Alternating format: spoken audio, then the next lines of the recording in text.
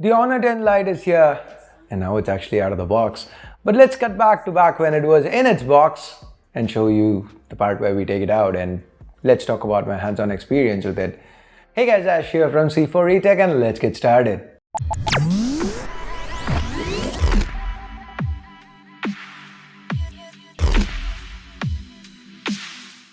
If you do end up liking this video, please don't forget to turn on notifications by hitting that bell icon. Now before we start, a quick question. What is your favorite budget smartphone brand?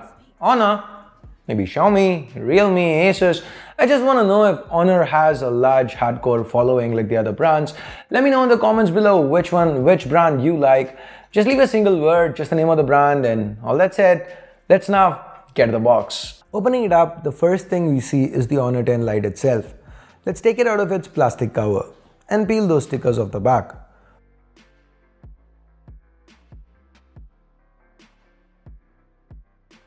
Damn, it does look good, doesn't it? We have the blue variant here and it looks gorgeous. Honor has also included a silicone case, fits well enough. Let's keep them aside for now and get back to the box contents. Next, there's a SIM ejector pin, some regular documentation, and a 10-watt wall adapter with a micro USB cable. Now coming back to the phone, the first thing that really hits you is how good it looks. I can't say it enough. Honor has recently been nailing the gradient finishes on their phones, and this seems to be one of the most beautiful backs I've seen in the budget phone category. While it is not glass, it does look the part, and for the segment I think that's great. Those rims around the device, well, they along with the clicky tactile buttons give this a solid feel in hand. And at about 160 grams, it doesn't feel too heavy, and it also feels ergonomically good in hand. Now turning the phone over, you have this Full HD Plus 6.21 inch screen. It's LCD and the aspect ratio here is 19.5:9, which makes it quite a tall phone, but Honor here has managed to keep the bezel slim, which makes the 10 Lite feel smaller than it really is. Now the highlight of this display is that dewdrop notch to the front. Despite containing a 24 megapixel selfie camera as well as the sensors, it's quite a small notch, and after a few minutes of using this device, you tend to even forget it's there. It's unobtrusive enough that even if you're someone who normally hates notches, I don't think you'll find it a problem on the 10 Lite. Coming back to the screen itself, it does get quite bright, and watching movies or browsing social media on it is quite immersive. The single bottom firing speaker is decent, and there's a headphone jack.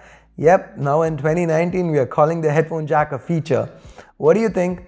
Given how so many brands are killing it now, do you think the 3.5mm jack is a feature these days? Let me know in the comments below. One thing that definitely is in 2019 is the micro USB port. Wish it was Type-C. That said, let's now take a look at the placements. This micro USB port and headphone jack, the primary mic, and a loudspeaker are at the bottom. To the right we have the power button as well as the volume rockers. The secondary noise cancelling mic as well as the hybrid SIM slot can be found up top. And the left, well, it's left clean, pun intended of course. Coming over to the internals, we have the Kirin 710 with 4 gigs of RAM and 64 gigs of onboard storage, along with the 3400 mAh battery. Now we've seen the Kirin 710 before in phones like the Honor 8X, and it does seem to hold its own even with demanding titles. GPU boost also comes into play, and for the most part, PUBG, as you can see, ran well on this one. As far as normal everyday tasks are concerned, the combination of the 710 and EMUI kept the phone nice and snappy. Apps opened up quick, and multitasking seemed to be handled quite easily as well. We've seen a lot of EMUI before, but this is built on Android 9 Pie and has some cool tricks up its sleeve. Of course, you get your regular gestures and security features, app lock without ads by the way, file save, phone clone, and ride mode are all present and accounted for. But now we have a few AI features thrown into the mix as well. We have high touch on board, which is kind of like Bixby Vision, so I don't know whether it's going to be really useful. Anyway, you also have the usual face unlock powered by the 24 megapixel AI selfie shooter. On that note, let's talk cameras. We have a 13 megapixel f1.8 primary camera in here that is paired with a secondary 2 megapixel f2.4 shooter. They combine to take some really good looking pictures. Colors, details seem good. Dynamic range feels average, but these are just initial impressions. I'll reserve judgment till my final review. Here are some samples shot with that 24 megapixel selfie camera. They seem quite good too. Of course, we have a portrait mode as well as the ability to cycle through various lighting effects. Honor has also brought their night mode with AI-powered image stabilization here. I'm curious to see how well that works. In fact, there seems to be a definite focus on low light, even on the selfie side of things. The front camera offers 4-in-1 pixel binning technologies, making for an effective pixel size of 1.8 microns. Both the front as well as the back cameras also offer AI-powered scene recognition. And on the video side of things, this phone can capture 1080p at 60 FPS.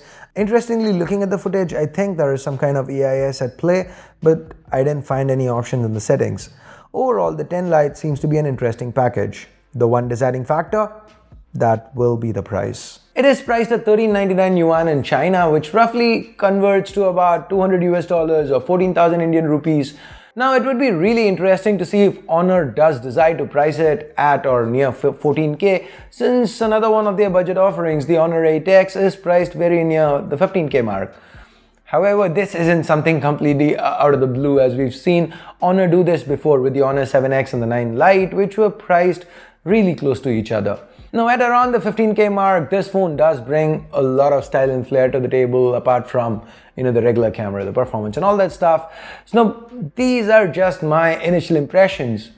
I'm gonna reserve my final judgment for the full review, but before that, I want to know what you guys think.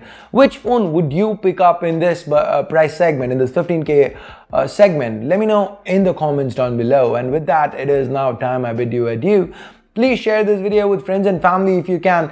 Thumbs up, thumbs down based on what you felt about it. Also subscribe, turn on notifications by hitting that bell icon so that you don't miss out on any of our daily content. Thanks a lot for watching. Till next time, my name's Ash. You've been watching C4E Tech, and I'm signing off for now. You guys have a great day. Bye-bye.